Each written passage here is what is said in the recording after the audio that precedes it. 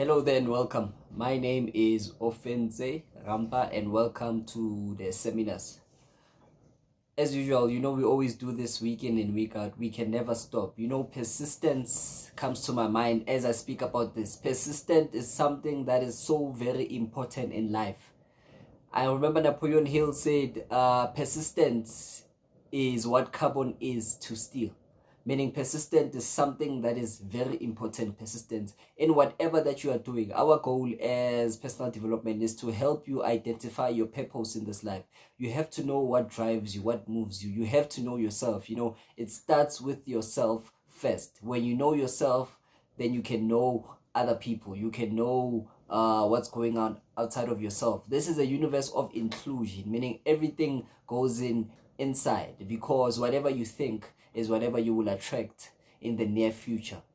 So it's all about attraction and thought. So persistent is what carbon is to steel. Persistent is very important when you are pursuing your major goal in life. Sometimes signs are very misleading. Sometimes, so that's why you need personal development to help you keep on going on. If you want a goal, let's say you are targeting to make 75,000 rands in 5 years to come, never give up. Outline the steps that you are going to do and keep on pushing, but never give up. Keep on persisting even though it's hard, even though it seems like it's failure. Everyone out there who is successful, they first went through the rejection stage. They first went through a stage whereby they experienced massive failure. Everyone out there has doubt. The greatest people that have accomplished a lot of things in our world, they first had doubts. They are not perfect. Society and history, sometimes they like to show and reflect a mirror. Like let's talk about Bill Gates, for example. Bill Gates is a billionaire. When you look at Bill Gates, at first hand you might assume that Bill Gates never went through doubt. You might say he never doubted himself when he started Microsoft and his companies. But the truth is, if you were to speak with Bill Gates today, as we are speaking about this 2026, he's alive. If you were to speak to him, he will tell you that he doubted himself. Probably Bill Gates had an idea to build Microsoft, but he doubted himself more than you doubt yourself today. But that didn't stop him. The only difference with Bill Gates and you is that through all of the doubts, he went on ahead. He never quitted.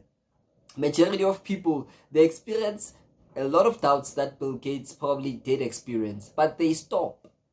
That is the difference. You need to keep on continuing. Martin Luther King said, I said this last week, that if you can't walk, crawl, but keep on moving. So continue all the way. There's nothing stopping you. You need to keep on continuing, keep on moving. You are not different to Bill Gates. He's a human being. The only difference is your results. Look at you guys. Look at there's James J. Hill. This guy, he's poor, he's a stenographer, and he has an idea of building the biggest railroad. He has no money, but an idea. And yet he continued to build, and he was successful despite having money. Your idea might probably be small compared to what these huge billionaires have accomplished. But for them to accomplish that idea, education in school was not a necessary thing. They had to have persistence. Napoleon Hill says one person that has persisted more than all the other people that he studied was Henry Ford. Henry Ford had more persistent. He said, Napoleon Hill, if you look at Henry Ford during his days when he was a mechanic and stuff like that, there were other people that were more prosperous than him, other people that were born in better families, other people that had more education, other people that were more handsome, other people that you could say, oh, this one will be a success. Henry Ford never had all of those qualities, but he had one quality. If you would look at Henry Ford, beginning of his days when he was a mechanic, you'd probably look down on him. There was nothing special about him, but he had one thing. He had an idea. On top of having an idea, he had a persistent. So out of all the people that you will say this one will be successful and Henry Ford will not be successful, Henry Ford had what others didn't have, and that is persistent, to keep on going on. All of these people, they started with an idea, having zero capital. They had no money, zero capital. I remember Bob Proctor, he said he was making an example and this guy wanted to do something and they said, hey, uzoyitholapi? Imali, where are you going to get the money? And he said, wherever it is. When you work with attraction, you know that you will receive what you will receive anytime that you want. The time that you set upon receiving the money or the association or the link or whatever, you will receive it. Everything will combine. You just have to have faith and persistent. Keep on going on. Persistent is one of the most important principles of personal achievement. Persistent. I could talk about persistent the whole day, but persistent is necessary. Keep on crawling, keep on going. Never mind the signs. The signs sometimes can be delusional and illusional, but keep on going. You know, knowing yourself, how you keep on going, is an open source to wealth. Knowing yourself. Read books on psychology, humanology. When you come to personal development, we offer these various topics. There's a principle that called, it's not a principle actually, it's a part of a principle, it's an idea, it's cause and effect. I will tell you right now the reason for why many people fail, and probably why where you are right now. You know, when you go through something and probably you do things, actions that you don't like, you get tempted to correct your actions. But in philosophy, we learn, do not correct your actions. Your actions are an effect.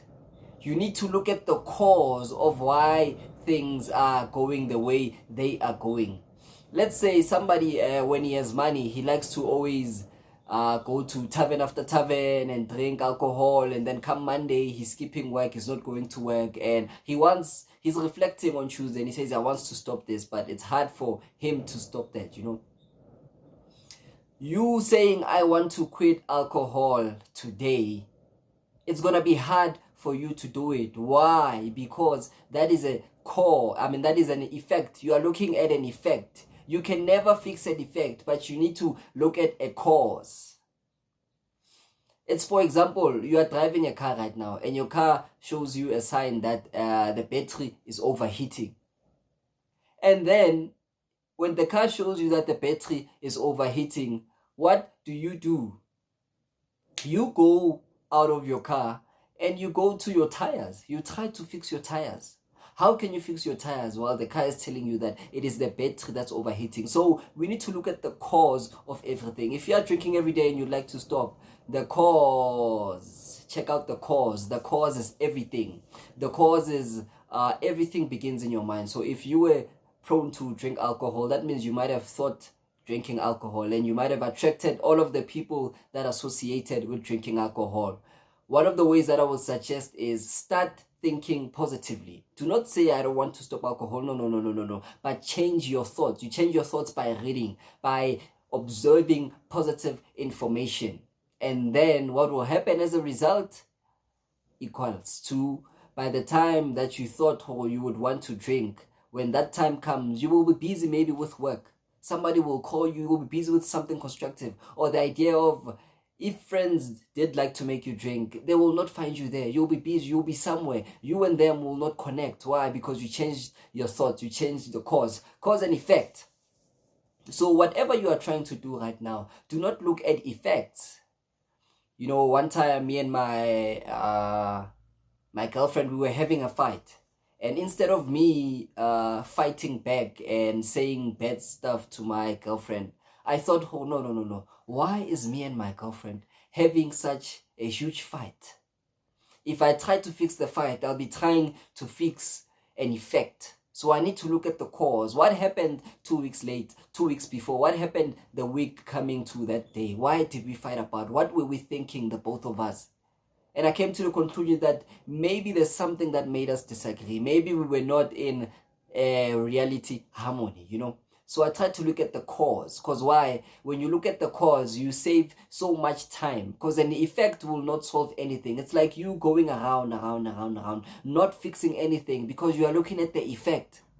But in philosophy, we teach that look at the cause. The cause is dealing with the matter the smart way, where everything starts. That is cause and effect. Look at the cause. The cause is usually in your thoughts. And I want to talk about failure. Failure goes with persistent. You know, when you are persistent and you set a target that you want 75,000 Rand in the next 5 years, all you need is an idea. Don't let the sum of the money, 75 Rand, scare you off. You need an idea. And do not think of gambling, please, guys. Do not think of gambling. Gambling will not give you 75,000 rand. We know what gambling has done. Gambling is something that I do not recommend in all its sphere. When you want 75,000 rand, have an idea. Probably what you would want to do is give service to people that are in need of 75,000 rand. Give service. You might say, you know what, I'm good in accounting, so I'm going to go to all these puzzle shops and I'm going to offer accounting services so that they don't lose their pennies. I mean, probably they are good shopkeepers, but they don't know how to count. You might help them. And in exchange for handling their fees in an ethical way, they'll give you a sum. Give service. You might say, I want to teach personal development, and whoever I teach and they get results, they'll pay me a fee. That's service. That's service. But if you want to get 75,000 rand for nothing in exchange, that will not work. That will not work. You need to help somebody else. You need to offer a service. So a service comes to, what do you want to do to get that 75,000 rand? Come up with an idea. And once you've come up with an idea, come up with a plan. I'm giving you a blueprint to success. Come up with a plan on how are you going to achieve your goal of 75,000 rand, of your idea. And then write down, because that idea will be what we call your definiteness of purpose. It will be your blueprint to success. You will say, oh, in the next 5 years, I commit to this idea, and this idea will be my definiteness of purpose. So you need to, in this 5 years, now that you've written it down, it doesn't matter what anybody says or what is somebody's opinion, even relatives, even family. Now that you have written what you want to do in the next 5 years, you do not need to drift.